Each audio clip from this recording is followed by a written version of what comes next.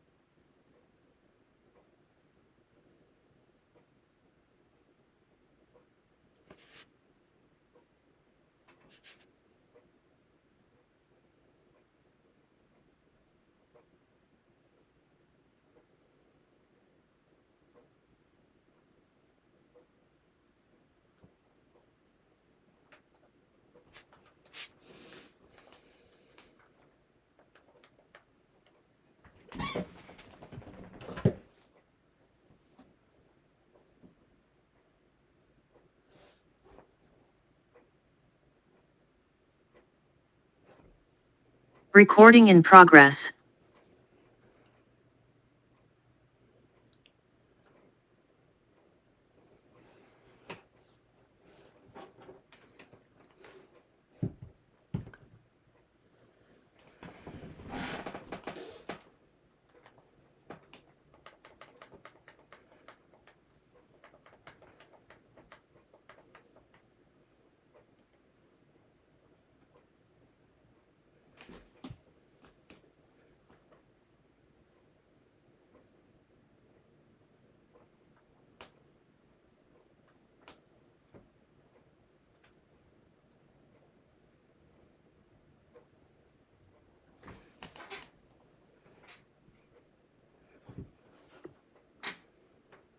Good afternoon. Okay, sorry for the delay. I don't know what happened up here. This desk is busted.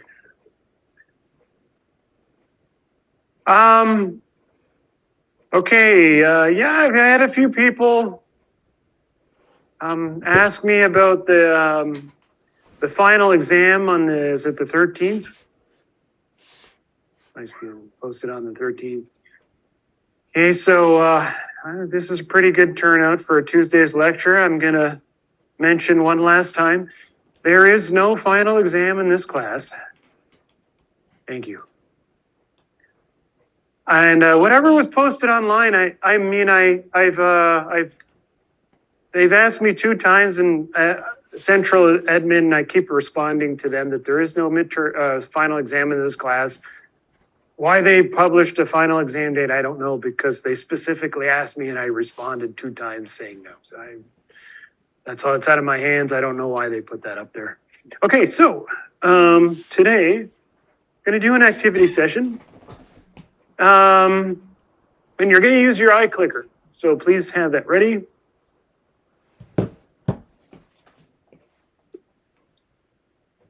Oh, have it ready, but just have it ready. You're not going to use it just yet. I need to get it. I got to get it up here.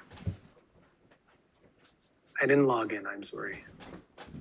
Seems like a crash up here. Yeah, but push you into exhaustion. Oh. Uh-oh.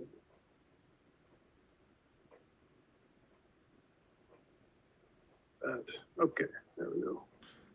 Start class. Nah, but by the time... I'm gonna... No, this is... There. This is after they pick them up. It show that you can run away. Right? That's what I assume it's for. Okay, just 30 seconds. 20 seconds. Oh no, it depends, because it says when the killer picks up. It depends on what picking up means. It's like after it's fully picked up, or at the start. And plus, at the start, you only have like what, 3 seconds to get to them in flashlight. 5, 4, 3, It's 2. Yeah, it's 1. I'm pretty certain it's for Let's see what we got if here. there's 2 of them, and then you can run away or right. something. Yeah, so this is our distribution. Oh, what happened to it? There we go. There we go.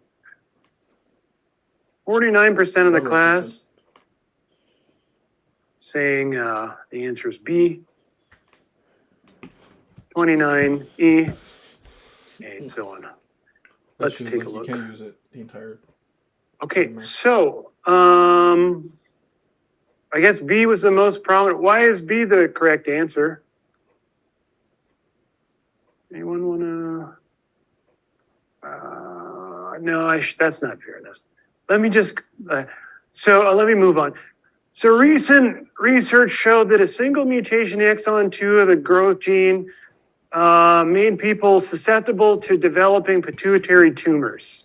If approximately 20% of the population is susceptible to pituitary tumors, What proportion of the population possess the GTH1 gene?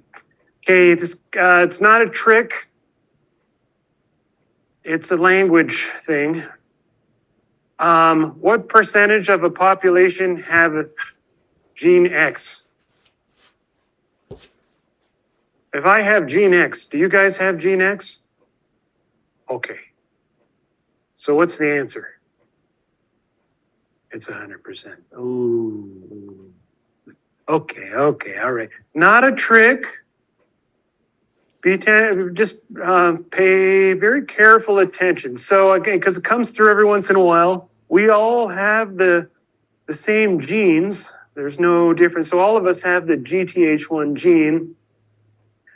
However, it can be that we have different versions of it. We may have different alleles. So we all have the same genes. We might have different alleles, and different alleles can lead to different outcomes in each of us. But we all have the same genes. Okay.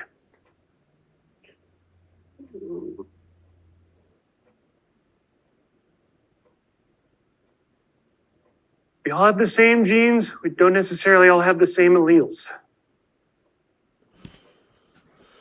Yo, Ali. This prick is quick and quiet.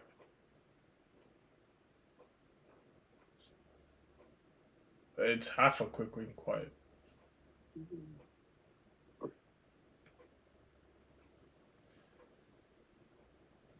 Because quick and quiet, you can only proc it once. 5, 4, seconds. 3, Like 2. You can't do, I don't know. This one's actually nice because this one's assuming you're doing back to back Oh, it's fast almost faults crashing. There we go. within 6. Oh, wow. Okay, Yeah, so a at that term point. mutation refers to 70% of the class said C, That was kind of ass. any change in the DNA of a cell. Okay, any change in the DNA of the cell,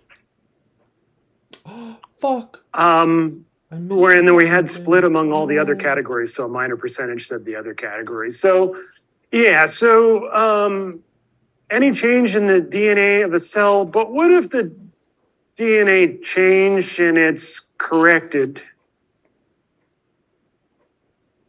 Was it still a mutation?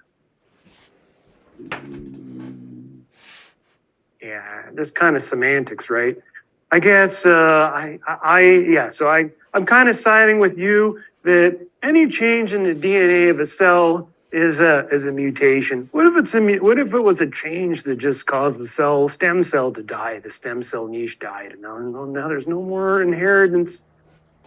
Usually, the vast majority of the time, mutations, so changes in the DNA, they don't really have any consequence unless they're inherited.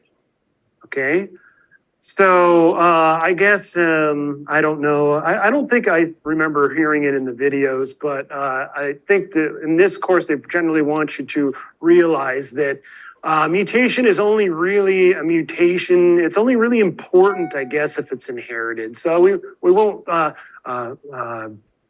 squabble or whatever the term is about whether the answer is C or D. What about E? Any change in a cell that changes that? No, it has nothing to do with survival. So C or D? Sure.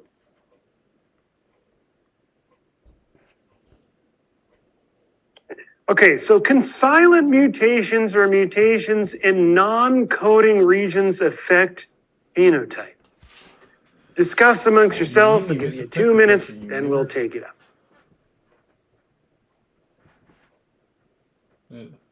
It's all your fault. That's 10% of my mark, nigga.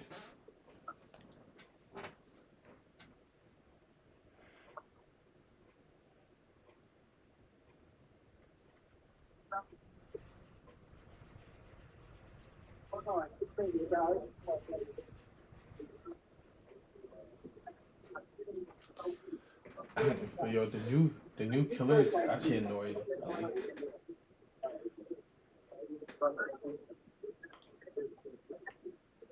It's shit, but it's kind of annoying because You know how they can drop the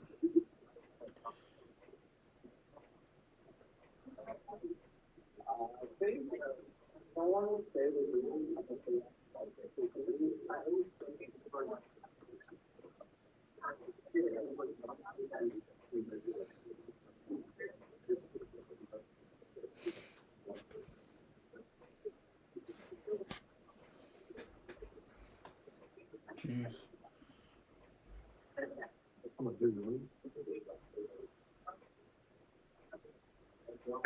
Got it backwards. Take out my Small notes. merchant.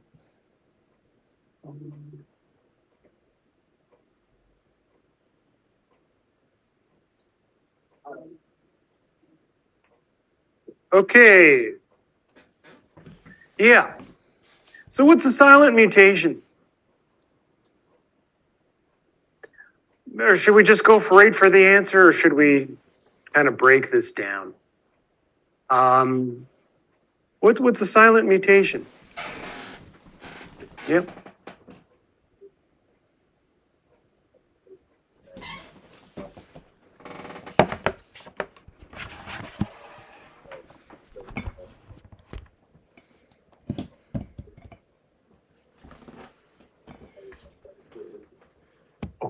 Okay. Yeah, I need to stop, pause you there. This is Red Force. Not to be confused with a synonymous They need a mutation. rework. Silent mutation is different than a synonymous mutation. But it's also worse. Synonymous is reserved. The synonymous mutation is reserved for protein coding DNA. And synonymous mutation is to when you change the codon sequence, the sequence of nucleotides in a codon, but it doesn't change the amino acid that it codes for. That's synonymous. What's a silent mutation? Yeah. Mutation that does not change the phenotype. Very good. Silent mutation is mutation that doesn't change the phenotype. Okay, so can silent mutations, never mind the or for a second, affect phenotype? By definition, a silent mutation doesn't change the phenotype. So the answer would be no. What about mutations in non-coding regions? What do we mean when we say non-coding? Generally speaking, what are we referring to? I think it's like just yeah. And it lasts. Doesn't code for the phenotype.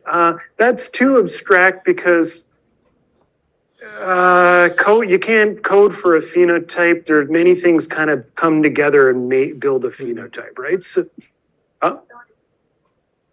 sorry, not expressed. Oh no, you can run. Not expressed. The drone is like a non-coding region. in that area. No, we talked. So it can be expressed. Yeah. Regulatory sequences is an example of a non-coding region. It doesn't code anything per se. You can add anything to that, or translate that section. Okay, so the non-coding. What does it mean when we say it's coding? Generally speaking, in textbooks and stuff like this, coding means protein coding. So you're coding sequences, and we talked about before when we defined a gene, how when we say, we can also say how, something could be not protein coding, but it might also encode like an RNA, like a ribosomal RNA or something like that too. So unless we specify that special circumstance, when we say coding, we're actually referring to coding for proteins. Okay, so a non-coding region it's not coding for a protein. So what about mutations in non-coding regions? Can they affect the phenotype? Let's do the two situations. When we're talking about, when we say the coding region is coding for proteins, non-coding regions, do those other non-coding regions, could they affect the phenotype? Yeah. Yes. What would be an example? You see, she put it down while she was chasing you. How about, very good, a mutation in the regulatory elements of a gene, right? Those regulatory elements, they don't encode the protein. Actually, they're not even transcribed. Don't go back in the hole. But if they were mutated, maybe now the transcription factor doesn't bind there anymore. Its binding site is gone, and it can't turn on the expression of a key gene. That can have a huge consequence. Death. It could be as extreme as death of the organism if that's an essential gene, right? Yes, it can have a major effect on the phenotype. Very good, very good. Yeah. Okay. Yeah. Do you remember this example? So remember this one here, this SNP. It was in an intron. The intron's non-coding. Doesn't code for a protein. Introns get spliced out, right? Yeah. But it had a dual function. Its other role was it actually served as regulatory elements that regulated the transcription of this gene over here. Very important. So you had one SNP and you had a lot of expression, a different SNP and you had low levels of expression. Right? So that's just an example of non-coding. What if you had a mutation in splice site of the intron? Well, now splicing doesn't occur. What happens if an intron is not removed from a gene that's transcribed? It encodes a protein, exon, intron, mutation in the intron doesn't get spliced out. What would happen? Well, big problem. Yeah. Yeah, the ribosome doesn't know no different. It doesn't know any difference. It still has that sequence there. It's going to translate it just like it translates anything else after it hits that start codon, right? So it's going to go through the exon. It's going to go into the intron. It's going to keep building its. It doesn't know, and the sequence that's in the intron doesn't make sense. It doesn't code for what the protein was supposed to code for. So big problem. Okay, groups of 2 or 3. Why is the mutation that changes the codon UAA stop to the codon UAG stop not a nonsense mutation? Go ahead, discuss. Give you 1 minute.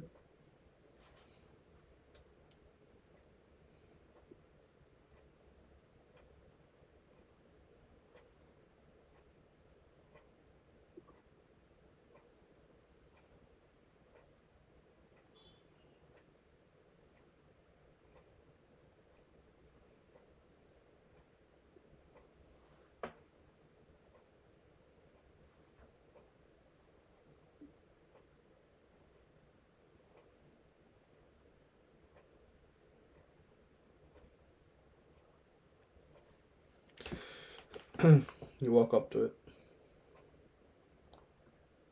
Okay, anyone? Yeah.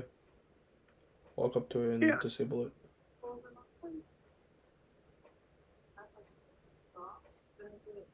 Did you disable it? Oh, you're gonna get exposed. Oh, that's an interesting way to look at it. No, that's a good, I like that. You're definitely not wrong. Actually, you're correct, but you said it in a different way. So, nonsense mutation, it's reserved for codons that code amino acids, right? And now they mutated and now they code a stop codon. So like you're saying, the stop now comes earlier, right? Sure. Yeah, so it's reserved for amino acids that get mutated to change into a stop codon. That's this is all terminology, this question. You have to be accurate with your terminology. Okay, can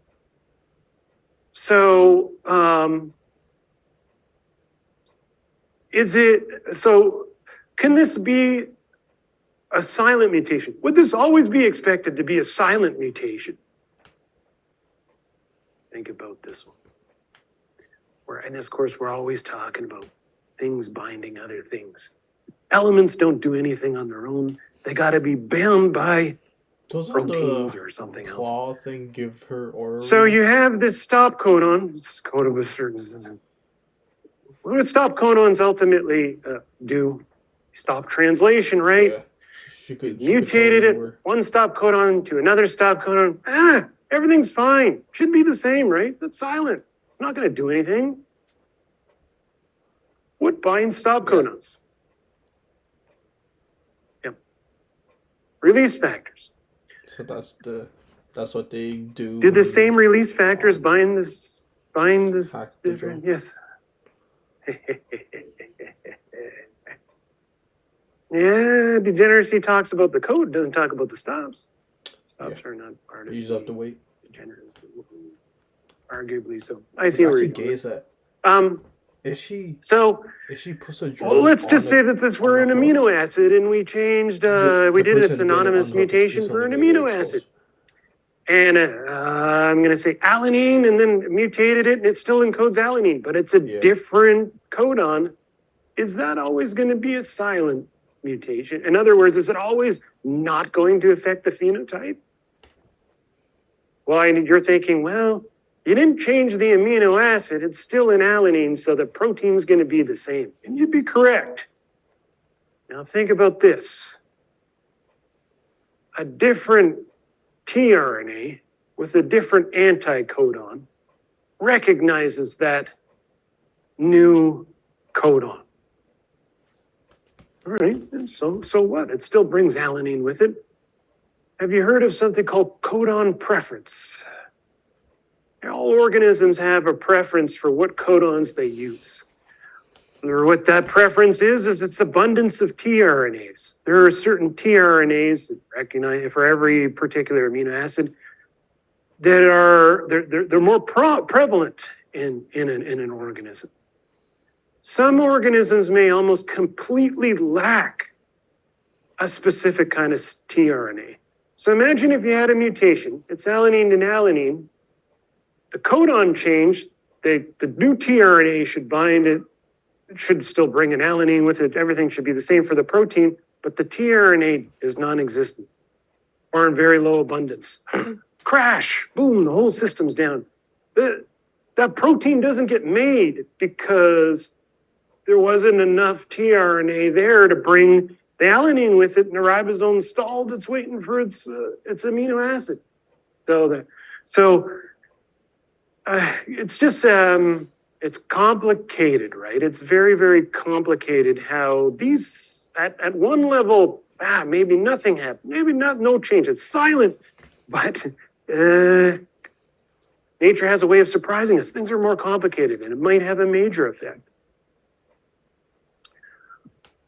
Okay, in groups of 2 or 3, you guys read this one, please. This one's long. Go ahead. 2 minutes.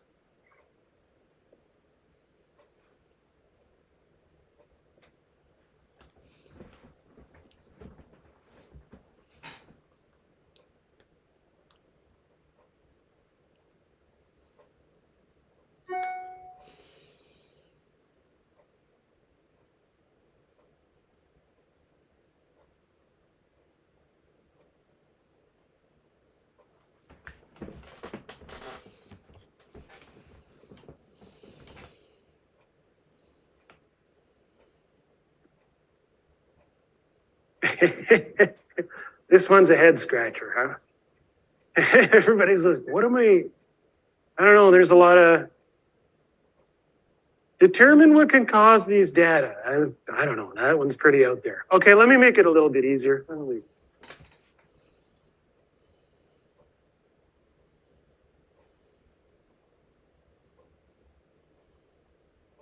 going to give you 3 possibilities.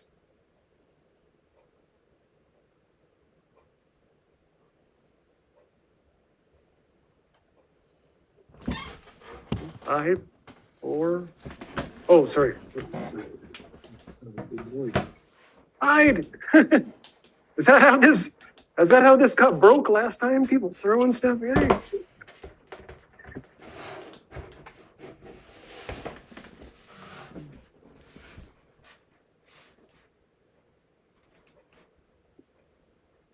Okay, now may I? 5, 4, 3. What? There's only 3 answers. Just choose one. Click it. Oh, it's not for the right. It doesn't have to be the right answer. We can discuss it. Okay. 5, 4, 3, 2, 1. I think get this stand. Okay. Mostly people are saying B, but 48% are saying B, and then I got 21% on A, and I got 31% on C.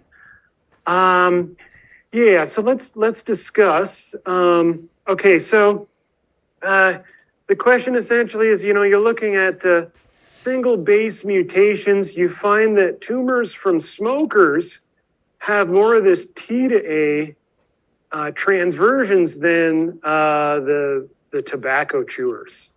Okay, and so then it's asking you, like, what's the possible explanation for this? Genes involved in lung cancer development have more T base pairs than genes involved in oral esophageal cancers. I guess you can look at that a few different ways, but ultimately I would say, do you expect the people with the esophageal cancer and the other cancers to have the same genes? And if they have the same genes, do you expect them to have the same, percentage of T's or whatever in those same genes as they I do? didn't know she can become silent. And they have the same genes, right? There might be some SNPs here and there that change. There's not a big difference. Maybe so when she's tracking. And so mutations don't preferentially target specific genes, right? Mutations just generally, we talked to the videos, they're spontaneous, just randomly happen anywhere from the machinery making mistakes, or there can be environmental. In this case, they're smoking, whatever. And they cause mutations, but they don't select genes to cause mutations at. So it's hard to believe that it has anything to do with the specific genes that are involved in one type of cancer or another. Oh. Okay, so not likely. B, T to A transitions are more likely to cause mutations that lead to lung cancer than oral cancer or esophageal cancer.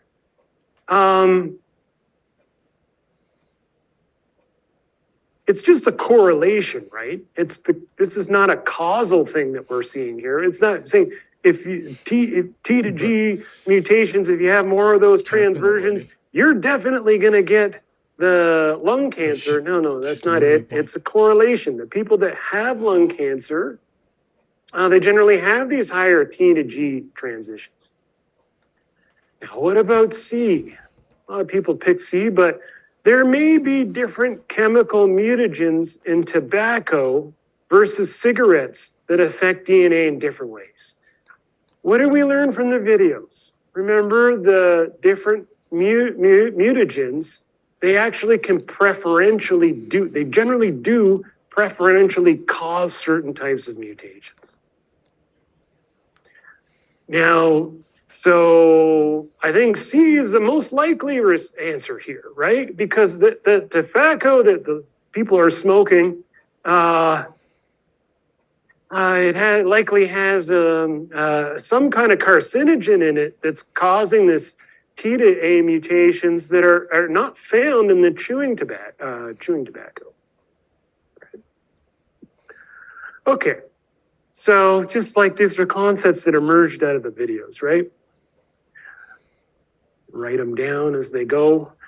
We're going to go through 5 slides. Actually, I'm going to let you go through them, and then we're going to come back and take them up. I want you to really try to answer them, and we'll come back and we'll take them up together. But I want you to do them on your own first. Make a decision on them, please, and then we'll come back and revisit them.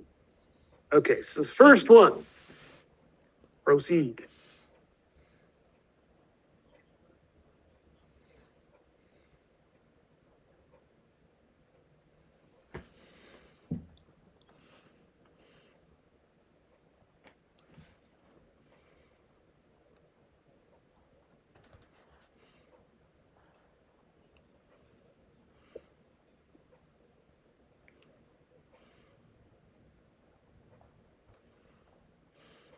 Okay, there's a lot going on here. You're given a graph. You first look at the axes, enzyme activity, age.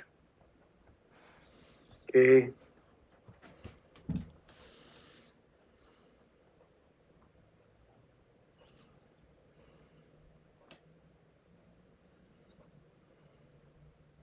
Oh, I forgot to do the clicker. My gosh, I'm just rambling here. Look at this guy rambling on.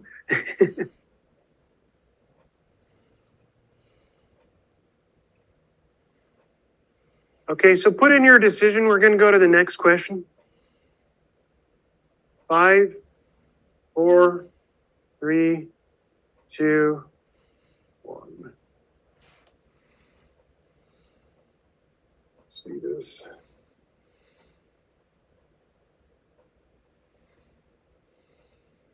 Okay. Go ahead.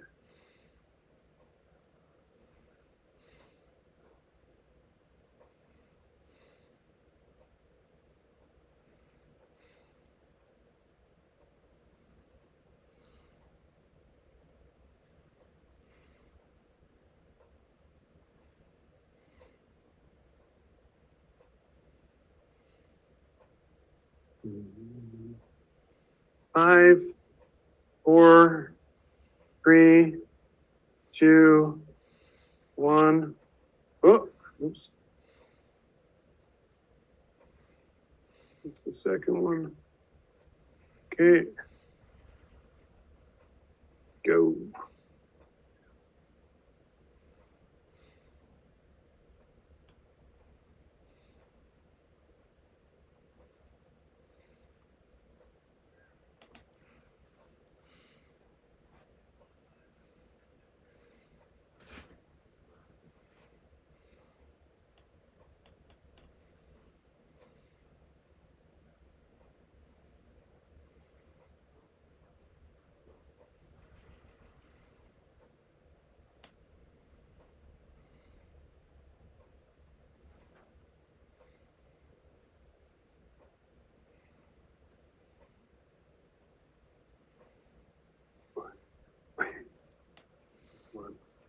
Okay, 5, 4, 3, 2, 1. There. It keeps freezing up on me here.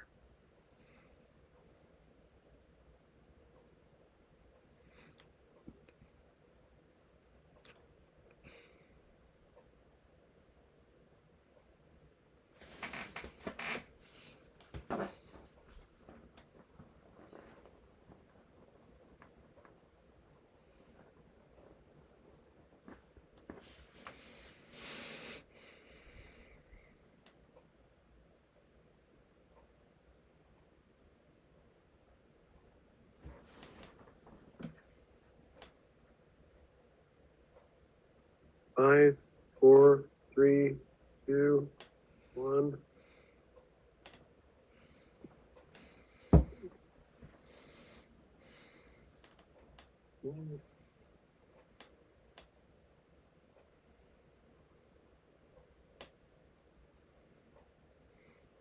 You got to draw this one out.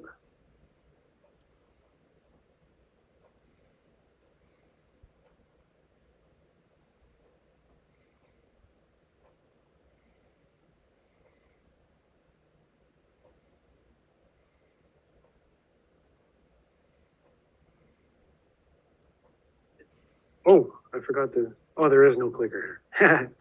Okay. Okay. Give me a few more seconds.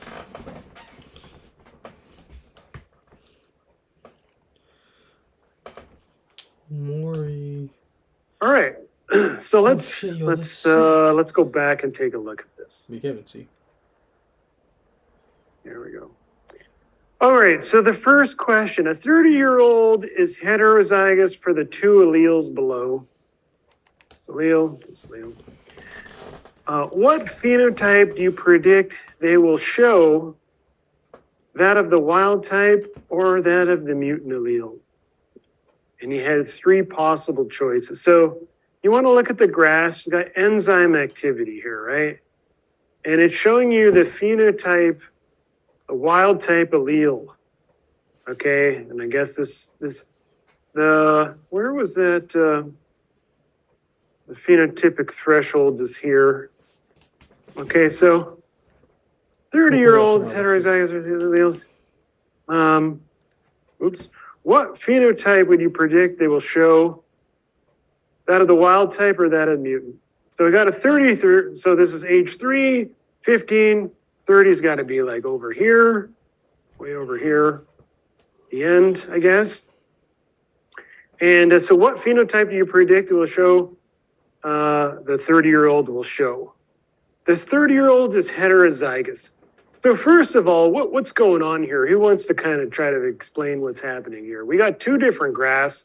The graphs are looking at wild type allele, and they're looking at the mutant allele, right? What would the heterozygote be? What are we doing in a heterozygote? What happens? Right? You're putting them together, He's got both of these. That person has both of them. So kind of like you would add these up. I got this enzyme activity, I'm gonna add it to this enzyme activity over here. Add it up. And I thought it was shown here, but apparently the phenotypic threshold is here. So above this line, we're gonna get the wild type phenotype. Below the line, we're gonna get the mutant phenotype. So what is that? How do we interpret this?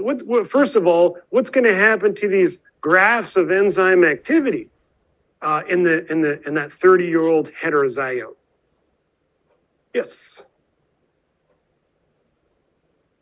Mm-hmm.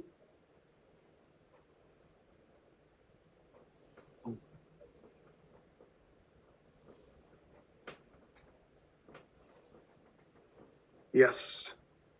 Right.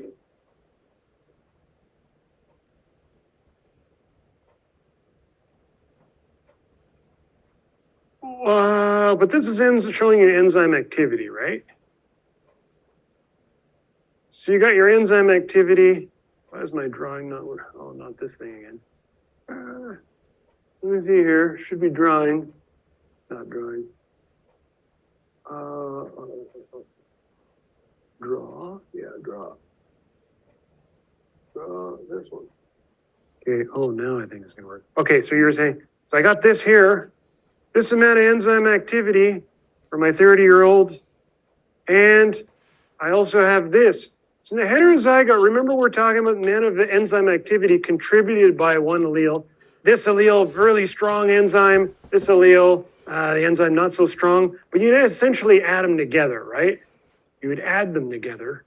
And so how much enzyme activity? You'd have this plus this. I don't know which would be, you'd actually be somewhere up here in terms of your enzyme activity if you added both of those together. So would that be wild type? That would be wild type. Does everybody see that? Be wild type.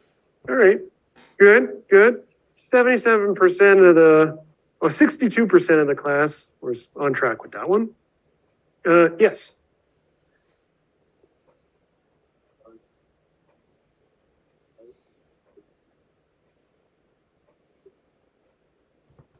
It's saying here allele, right? You're only looking at one allele. Yep. The phenotype, all they say about the phenotype is this is the threshold. So if your activity goes above this threshold, you have the wild type phenotype. If it falls below, you have the mutant phenotype. Why did I add this and this together? Oh. Why did I put it way up here? Because if I took this amount of y-axis as enzyme activity, and so I don't know, like let's say this is 10, there's 20, there's 30, and let's say this is like 10, and I get a 10 plus 30 is going to give me like 40. Make sense? Okay, think about it. Okay, so I'm going to clear that. Now, given your previous conclusions, is this gene haplosufficient or haploinsufficient? So we concluded that we got the wild type phenotype, right? Now, so we got the wild type phenotype. Was it haplosufficient or haploinsufficient? If we only had, first of all, what do these terms mean? Well, it's kind of given away right on the slide there, right? Haplosufficient means half is enough. But what does that mean, haplosufficient? What are they referring to? Yeah.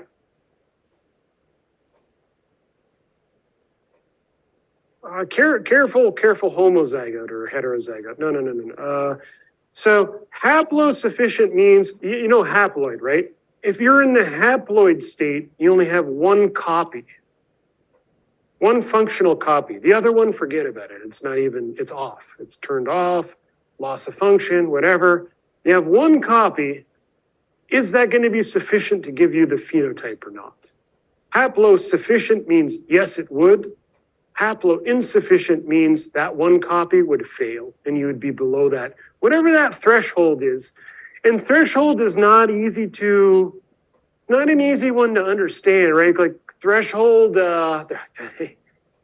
how do thresholds occur in biology? Like how do you have to have a certain amount of something, enzyme activity, to cause a brown hair color or something like that, right? It's kind of hard to understand. I can give you like one example. It's just like a concept because the stuff I was doing in my postdoc. But okay, so imagine you have I'm talking about the threshold here. And that's how you have to exceed something how does the buildup of something have to exceed a certain threshold to make a phenotype? So imagine this: you have you're on the endomembrane system, and there's actually a hormone that needs to go outside of the cell in order to cause a phenotype. Okay, a hormone that's got to go outside of the cell to cause it, and it gets trafficked outside of the cell in vesicles. It'll only get outside the cell and cause the phenotype to exist, to occur, if the vesicle that carries it makes it out of the cell. So that vesicle is formed in the endoplasmic reticulum, and how it is formed is by a vesicle pinching off of the ER membrane. The only way that that vesicle can pinch off the ER membrane if there's proteins that accumulate. And what they do is the proteins, they bind the membrane, they bind beside one another again, and again, and they bend out the membrane, bend it out. And only once there's enough proteins bent all the way around the membrane that the vesicle can actually pinch off and form a complete vesicle. At that point, you hit a threshold. The proteins accumulating hit a threshold where the vesicle could pinch off, vesicle goes out, dumps its cargo, which is the hormone, and you get a phenotype. Now here, I'm not like it's an enzyme, right? But you get the idea that sometimes you have to have a buildup enough of something to cause a mechanism to occur. That's oftentimes what's happening in nature, okay?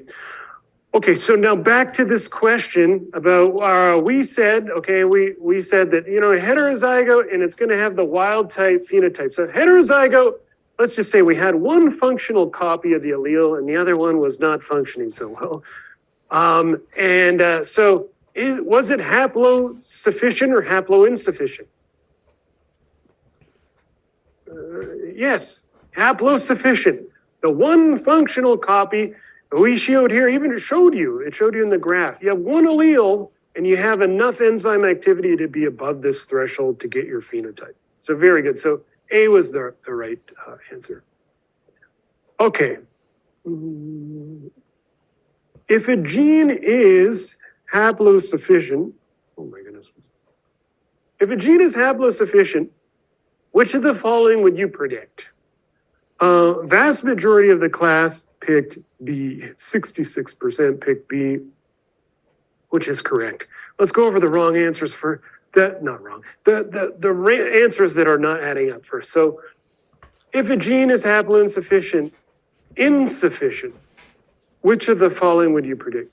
The heterozygotes for the null mutant allele and wild type allele of the gene survive, but I'm not even going to read the rest.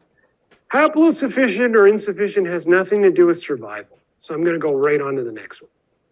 I'm going to skip B because that's the right answer. See, any null mutant allele for this gene will behave in a gain of function fashion. That makes absolutely no sense. So I'm going to try to, let's move on to the next one. Heterozygotes for the null mutant allele and the wild type allele will display a recessive phenotype.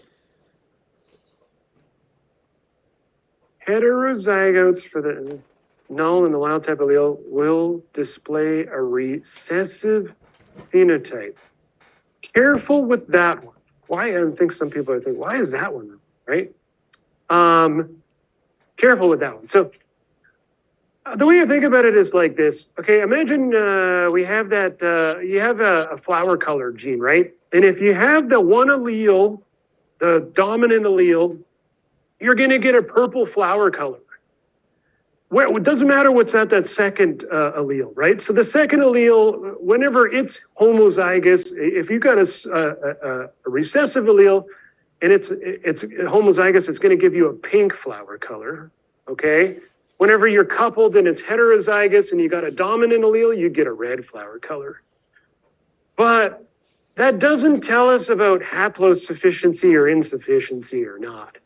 Actually, what would tell you about haplosufficiency is if the second allele doesn't work, you got a loss of function. And now you take each of those alleles and you put them in the system. That dominant allele, I still get a red flower color. Or did I say red or purple? You get that strong flower color, right? You get the original flower color that the dominant allele gave. You take in the pink allele and you match that up with the loss of function allele. So now your heterozygous loss of function, you still get pink, okay? Even though the pink was recessive to the red flower color, okay, you still got pink. So these are different things, haplosufficiency and insufficiency. And when we talk about heterozygous, we're talking specifically about phenotypic behaviors. So the behavior of a phenotype, how does an allele affect the phenotype when it's heterozygous, when it's matched up with another allele? We're not talking about whether that allele is sufficient enough to cause the phenotype on its own or not. I hope you can see the difference there.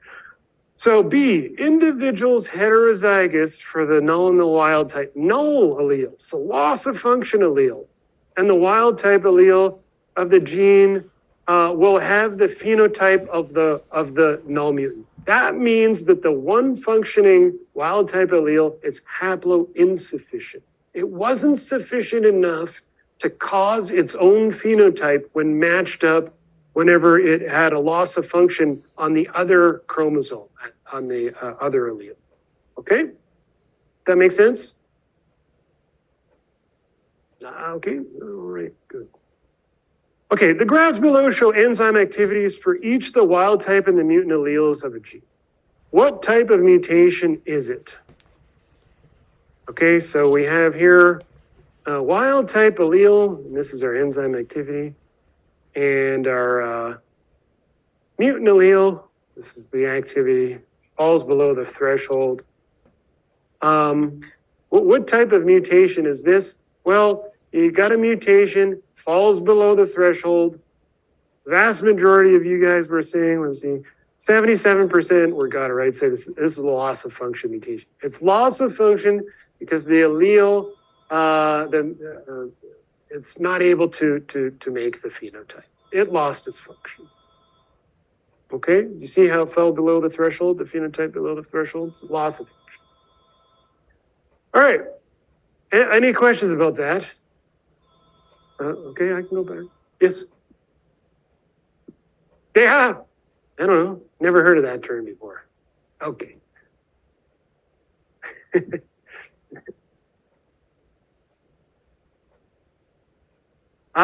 Permissive. Am I just forgetting, or is it? Okay, nobody else knows too. Yes.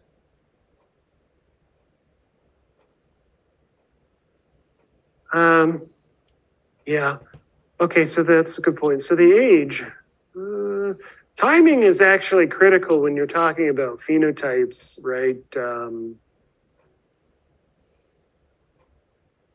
I guess this is it's a loss of function allele.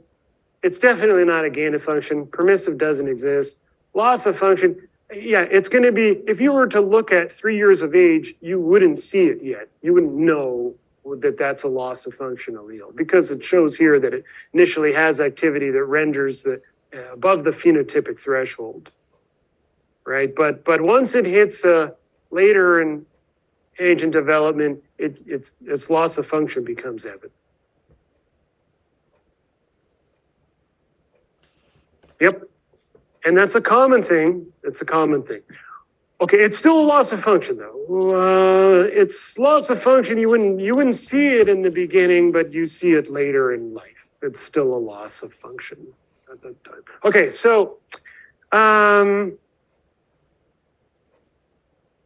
yeah, this one. I'm sorry, I skipped that. That's why you're asking about this, right? Given the allele phenotypes, would the enzyme activity for the heterozygote be above the blue line at 3 years of age? So would the activity be above the blue line at 3 years? You could see for both alleles it is. So it would be, right? You're talking about the heterozygote. So you match these two guys, you add them up. It's definitely going to be above that threshold. 15 years of age, it's already above the threshold for one allele. So when you combine in the other allele, it's still going to be above. But then if we were to go beyond 30 years, actually 30 years, if it's a heterozygote we're talking about, still going to be above. Yeah, so I can draw that in here for you. I lost track here. There. Okay, so my enzyme activity, I essentially have this plus this. Enzyme activity is going to be like way up here for 3 years of age. 15, I got this plus this. So I don't know, it's going to be like around here. And then in the adult, this one falls below, okay, and this one's still above. So we're still going to be way up here for the adult. So the adult is going to be just fine, assuming that this falling below the phenotypic threshold is bad. But yeah, so when you consider that allele on its own, though, it would fall below the threshold. So it's important to figure, whenever you're looking at this, are we talking about alleles? Are we actually talking about like a heterozygote, or what is it we're talking about? Okay, go ahead and discuss this one.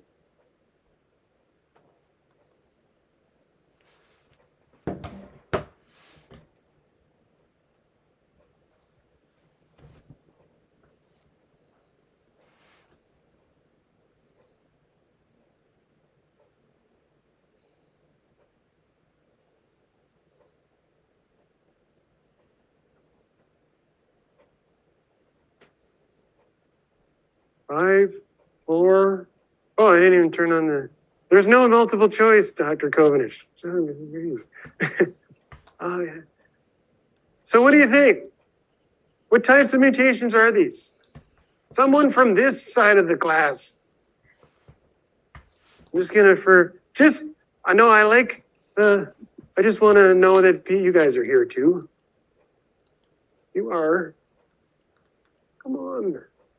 Yeah. Inducible? Any other guesses?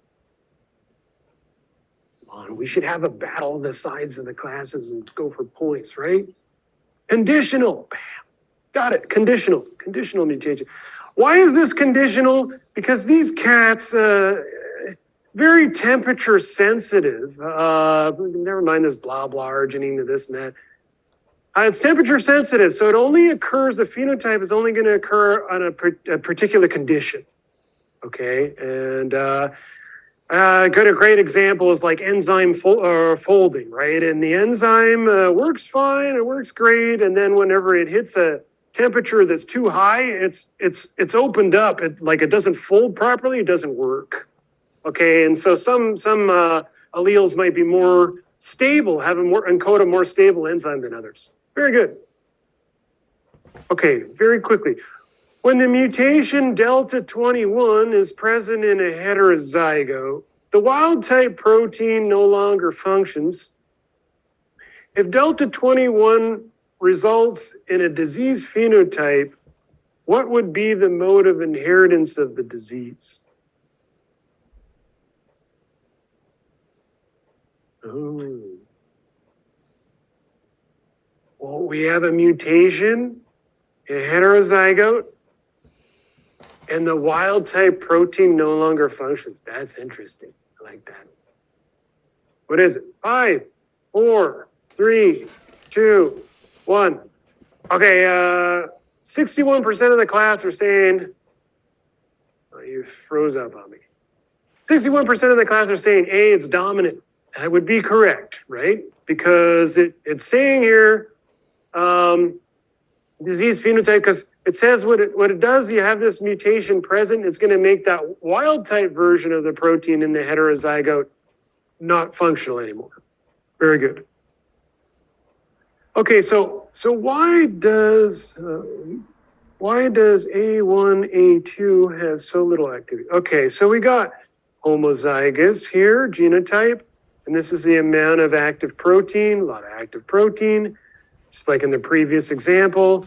You pair it up with this A2 heterozygote, boom, the threshold goes down, even though you got a functional copy there. And then you got A2 here, a mutant phenotype. So why does A1, A2 have so little activity? Most loss of function mutations are recessive. Most loss of function mutations are recessive. Some of them can be like dominant negative like this. You get this loss of function. What it does is it goes in and it affects the other allele. So it's considered like a poisonous version of this A2 encodes a poisonous version that reduces the activity of the A1. Okay, how can that happen? If you look at this molecular explanation, imagine A1 encodes this functional protein. And what it does is it makes an octamer. Is it hexamer? Hexamer. Okay? Anyways, a multimer. And that's how the enzyme assembles multiple copies of the functional product. It's very common. They assemble together, they make a functional protein. You get a wild type phenotype. And then you get a homozygous mutant. That mutant doesn't work. It makes a mutant phenotype. When you combine the two together, now the wild type is getting paired up with this mutant version, and it can no longer make this functional protein anymore. It's broken. You see that? It can't make this functional multimer. The structure is not the same, doesn't function.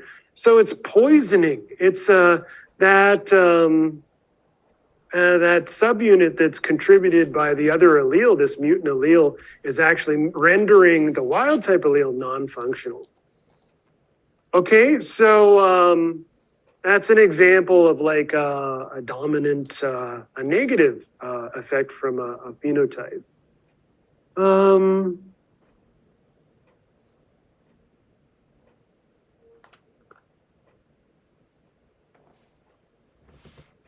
Yeah, I can't remember what I wanted to say there. Why can't we just use dominant or recessive? Why do those dominant or recessive, that only applies to, it's talking about phenotype. It's not really talking about alleles. I catch myself saying it very often, dominant allele and this allele. We're talking about the phenotype when we talk about dominant and recessive, and we talk about actually in the heterozygous state. And what phenotype comes from being a heterozygote, right? So in this particular gene, you have this Fas gene here, and these are exons encoded in these boxes. Makes this protein, you can see it has an N terminus with some domains, and it's got the C terminus with other domains. This is a signaling protein. It's a receptor protein. It's going to be embedded in the membrane of the cell. the plasma membrane, right where those green transmembrane domains are. That's where it's going to be bound in the plasma membrane. So you got some cytoplasmic domains here, and you have some extracellular receptor domains. Okay, and so this particular protein, depending on the gene that encodes it, depending on where the mutation happens, it can cause either a loss of function mutation. So in other words, the protein doesn't function anymore. Or if it happens in the C-terminal end, that cytoplasmic region, it can actually cause a dominant negative mutation. Okay, so let's see how that works. So this is our FOS proteins, wild type versions of our FOS proteins. They're forming trimers. It's typical for transmembrane proteins to form trimers. So 3 of the proteins come together to make this multimer, okay? And what they're doing outside this extracellular domain here, it's actually each one of them is operating independently to bind a signal, okay? It can be a hormone or whatever. So they're binding a signal, and they form a trimer, though, and inside the cell, in that cytoplasmic region, you actually have the 3 monomers functioning together as one subunit, you know? And what they're going to do is they're going to signal. They function as let's say a kinase, for example, right? So when this signal is perceived, these 3 units need to work together as one structural unit or functional unit to send the signal. If you have a mutation in any one of the 3, that means that the whole trimer doesn't work. All right, so in a wild type situation, you have all 3 functional units. They're functional inside and out. But then you can have the intracellular mutation where one of the copies, it could be one of the copies, could be both, but you have one of the copies, if it doesn't function, it's good. The 2 alleles of the gene are going to keep contributing proteins to making trimers, right? And anytime you have the protein coming from the one gene that's mutated, the one allele that has the problem, now you're going to have an entire trimer that doesn't work. So it's causing this dominant negative effect. Okay, so the receptor levels, the receptor works fine, but the actual signaling part of the protein, it doesn't work anymore. And they're saying here, well, that happens with 80% penetrance. So if you have this mutant allele or this deleterious allele, and you got a one functional allele, 80% of the time, that's how often somebody in the population would show the phenotype. They would show the mutant phenotype, right? And it makes sense. Why does that make sense? Why would you see it so abundantly? Why would you see it 80% of the time rather than just a small amount of the time? Think about the structure of the protein. Look at the picture. No? Guesses? Okay, so, yeah, go ahead. You're multiplying the odds by 3 times. Because you have 3 of those. So, what are the chances? 3 out of 3 is very low, right? Yeah, it's so you got two alleles, one functional, one non-functional, but they contribute together to make a trimer. So it's a 50-50 chance anytime that non-functional allele is going to end up in the protein, right? Third, if it's any one of the 3 of the proteins, it's not going to function properly. But being 80% of the population show this, it tells you that there's 20% of the population that they only need a small fraction. There'll be a rare fraction where you get all 3 proteins that actually come from the wild type allele. And that's going to be enough to enough for them to not exceed a threshold that's needed for the signaling of that protein. It can also have something to do with other alleles that work together with this, that they can also affect penetrance. But anyways, it doesn't show through 100% of the time, but it's much more than like 50% of the time, right? Because that's a dominant negative. Now, now the extracellular alleles, whenever they don't work, you got reduced binding of the hormone, let's say. But, you know, as long, any one of these is, if any one of this, one of the three extracellular parts of the protein work, the whole trimer works. Okay, so you might have reduced amounts of the signaling happening, but you'll still have the signaling happening. And so that's why in this particular phenotype, like if you were a doctor, there's a drug that you can provide and it increases the expression of the Fas proteins, right? And they'll actually work to help people that have this particular phenotype, that have the reduced receptor binding phenotype, because if you just increase the amount of proteins, you're going to have more signaling by having more receptor. But the same drug, do you think it will work for these people here? It wouldn't work, right? Because you're going to increase the expression of the dominant negative, and you're going to increase the expression of the wild type, and you're still going to end up with the same ratios. Okay. Yeah, a lot of concepts there. Deep question, I think it's next week. Be thinking about this stuff, please. Please pay attention to these due dates, okay? Thanks, guys.